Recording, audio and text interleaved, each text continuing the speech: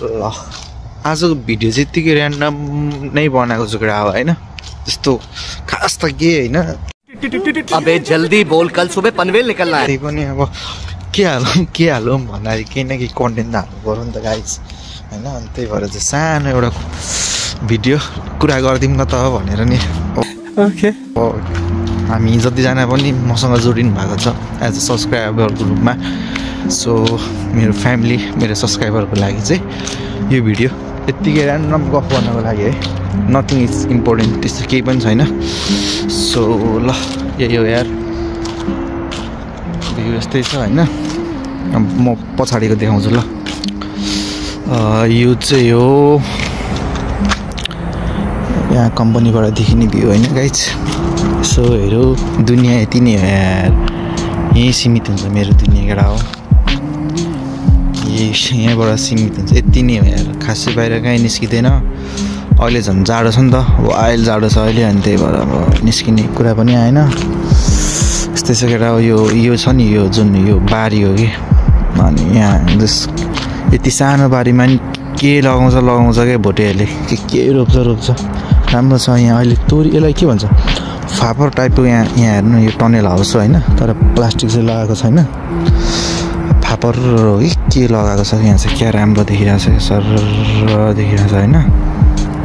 यस्तै छ अब रात पऱ्यो खेडा हो यहाँको त अब 6 बज्न लाग्यो अब लाइट जताततै लाइट बलेको छ यो हाइवे हो यो ट्याक्टर देखेको छ नि यो बार लगाएको त्यो हाइवे हो अनि this is the view of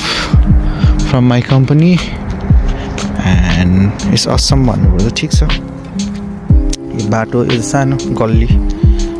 बाटो हो केटा हो त्यो यार यस्तै छ यार त्यही हो जाडो छ मा वाइल्ड चिज हो यार यस्तो जाडो छ दारी काटिदिएको यार लास्टै यता पातल आयो कि त्यति साह्रो राम्रै आएन अनि यहाँको बोके दारी मात्र आउँछ आफ्नो फेरि अनि टक्क लाएर हिजो दारी काट्यो होइन अनि टक्क दारी काटेर हल्का लुक्स भएको छ अब त्यही हेर कपाल पनि झर्नु लागिसक्यो एउटा हो भाइ मारो छिटै चिन्ने भयो नि हो कि भन्ने डर भइसक्यो मलाई हात गलो यार बानी छैन नि त त्यही हो रात पऱ्यो ठिक छ म भिडियो बनाउँछु बिस्तारै भिडियोहरूलाई पुस गर्नुपर्छ भिडियोहरू बनाउनुपर्छ म चाहिँ यही है आफूलाई त हेन्जमै लाग्छ यार अरूको नजर चाहिँ कस्तो चाहिँ होइन यतिको त थोका दियो यार भगवान्ले मलाई पनि भन्ने भाग्य कस्तो त थाहा भएन तर हुन्छ नि यतिको त देखियो नि होइन ला कति गोरो हो त यस्तो अँध्यारोमा नि हेर्नु त यस्तो अँध्यारोमा लाइट चाहिँ टल्केको लाइट पनि चाहिँदैन तँलाई लाइट पनि चाहिँदैन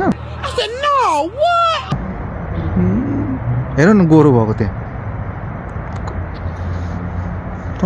ला यति साह्रो हुन्छ मुनि हो सीमा हुन्छ नि यार भाई साहब कुछ ज्यादा नहीं हो गया मतलब कुछ भी के साह्रो कि यार छैन हौ फेरि अलिकति मोटा र गाला चाहिँ लागिरहेको छ केटा अब ठिक छ हल्का मोटा र चाहिँ गाला लागिरहेछ ब्याकबाट देऊ अलिक गतिलो छैन कि केटा मेरो ब्याक क्यामेरा चाहिँ यार गाह्रो त्यो छ कि मेरो ब्याक क्यामेरा चाहिँ अलिकति राम्रो छैन त्यही पनि केटा म्यानेज गर ल प्लेन हेर्छु प्लेन यहीँ छ कि एयरपोर्टको कोरियाको प्लेन सर उडेछ उङ्लान हेर जाँदैछु आनो तिमीलाई सम्झे अब प्रोग्राम जस्तै त हो नि होइन अब आफ्नो देशबाट बाहिर जानु भनेको तर के गर्नु सानो नहुँदा गाह्रो हुँदो रहेछ कि कसको लागि हलक्क देखिन्छ होइन भाइमा बसेर नगलान हेर जाँदैछु आनो तिमीलाई सम्झेर भन्नको लागि के गर्नु सानो नभएपछि गाह्रो छ सिङ्गल हुनु बोर यार यो एजमा आएर सिङ्गल हुनु त झनै बोर कि अब अलिकति टिनेजर हुन्छ नि टिनेजर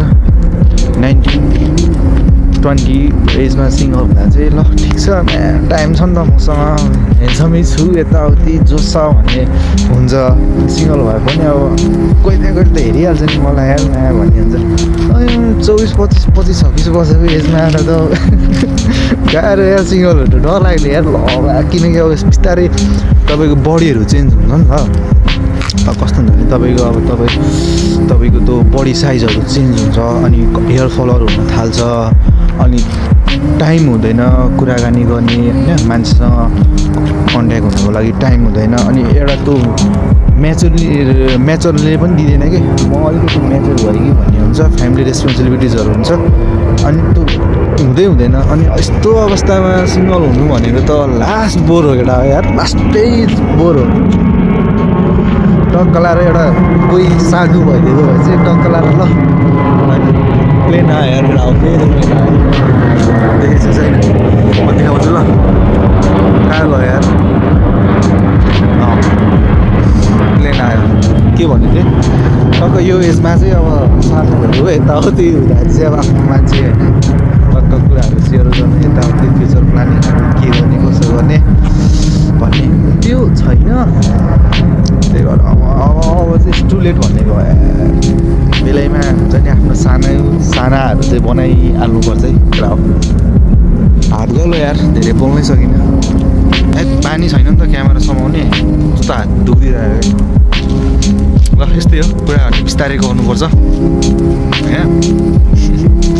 के बोल्नु पनि भइरहेको छ थोरै हल्का नर्भस पनि छ किनकि बानी छैन नि त हामीलाई अब यो क्यामेरा अगाडि आएर कुरा गर्ने एक्लै बोल्ने बानी छैन नि त अब अरूले यसरी भिडियो सिडियो गरे हिँड्दाखेरि पागल जस्तो लाग्थ्यो आफूलाई पनि अब के हो त्यही हो केटा हो यार के गर्नु के बोल्नु भन्ने भइरहेछ अब त्यस्तो कन्टेन्टहरू त केही पनि हुँदैन है त्यस्तो कन्टेन्ट दिन पनि सकिँदैन त्यो राम्रो भ्यू ग्याजेट यताउति ड्रोन सर्ट केही नथिङ एउटा हो नथिङ यही हो यही थोपडा हो हल्का गफ हान्छु गफ चाहिँ हल्का आउँछ बिस्तारै थाहा पाउनुहुन्छ तपाईँहरूले हल्का गफ चाहिँ म दिन सक्छु मसँग ट्यालेन्ट भनेको चाहिँ गफ दिने मात्र हो थोरै दिनु हो अरू त केही पनि छैन कन्टेन्ट यताउतिको मलाई बाल पनि छैन आउँदा पनि आउँदैन त्यो भन्ने कुरा बिस्तारै सिक्दै जाउँला सो यति भन्दै रात पनि पर्यो अब बिस्तारै लाइक अनि सब्सक्राइब गर्नुभएको छैन भने गरिहाल्नुहोस् किनकि हामी जर्नीमा सँगै अघि बढ्नुपर्छ तपाईँ मेरो साथी म तपाईँको साथी यो त अति हावा भए गफै हो यो त ठिक छ अब हामी यस्तो स्मल कन्टेन्ट क्रिएटरहरूलाई पनि त सपोर्ट गर्नु पऱ्यो नि त होइन कसैको छ भने पनि कमेन्ट गर्दा हुन्छ म लाइक सब्सक्राइब हानिदिइहाल्छु केटा हो कमेन्ट गर मेरो यताउति हान्नु छ भन्ने सब्सक्राइब गर्नु र मेरो च्यानल आउँ भने एउटा पनि गरिदिन्छु ठुलो कुरा हान्नुपर्छ गर्नुपर्छ कि सधैँ अब त्यो खालि ठुल्ठुलो भ्लगरहरूको मात्र हेरेर हुन्छ त अब हामीसँग त त्यो छ नि त अब अहिले त एकजना मात्र होइन नि त अब त सबैको हातमा फोन छ सबैको हातमा अब सोसियल मिडियाहरू छ अलिकति केही बोल्न सक्छ अथवा कन्टेन्ट निकाल्न सक्छ भने you are also content creator नि त होइन किन नभन् दुनियाँले गरेर आफू किन नभन् वाइ न इट्स अल अबाउट मेमोरिज पनि हो कि अब आफू अलिकति बुढो भएको अवस्थामा अनि त्यो आफूले गर्न नसकेको कुराहरू चाहिँ अनि यो एजमा गरेको कुराहरू यो एजमा बोलेको कुराहरू यो एजमा घुमेको कुराहरू पछि गएर हेर्न सकिन्छ नि त टक्क फ्यामिली होइन टक्क यस्तो टिभीको घरमा गयो दिनभरि कामको तनाव यताउति तनाव अनि टक्क घरमा गयो होइन अनि त्यसपछि घरमा आएर टक्क लाएर अब बुढी होला भन्ने आशै छ मेरो पनि होइन हुनसक्छ टक्क बुढीसुढी हुन्छ अनि बालबच्चाहरू पनि होला मेबी टक्क अब तनावमा गयो अनि टक्क हल्का एक प्याप लिएर टक्क सोफामा अडेर होइन टक्क आफ्नो ब्लग हेरेर टक्क लाएर म यस्तो गरिरहेको थिएँ भन्दै प्याक हान्दै गर्नु त रमाइलो हुन्छ होला नि होइन के हो मलाई त हुन्छ जस्तै लाग्छ अनि त्यही भएर किप मेमोरिज अलवेज किनकि टाइम भनेको स्पेन्ड हुने कुरा हो आज जे छौ तिमी भोलि त्यो नहुन सक्छौ आज जहाँ छौ तिमी भोलि त्यहाँ नजान सक्छौ नपुग्न सक्छौ always keep memories in your videos in your brain त्यही हो मेमोरिज अलवेज फर एभर हुन्छ नि ल यति भन्दै बाई है see you for next blog wait गर्नुहोस् भन्नु त कसरी गर्नुहुन्छ होला मेबी आई थिङ्क अब भ्युज मेरो जाँदैन आई नो अब छैन त्यो मरेर 10जना भ्युज पुग्छ तर ठिक छ 10जना छन् 10जनाले हेर्छ नि त होइन त्यही 10जना इनफ बढाउँदै जाउँला नि पछि के छ र सो बाई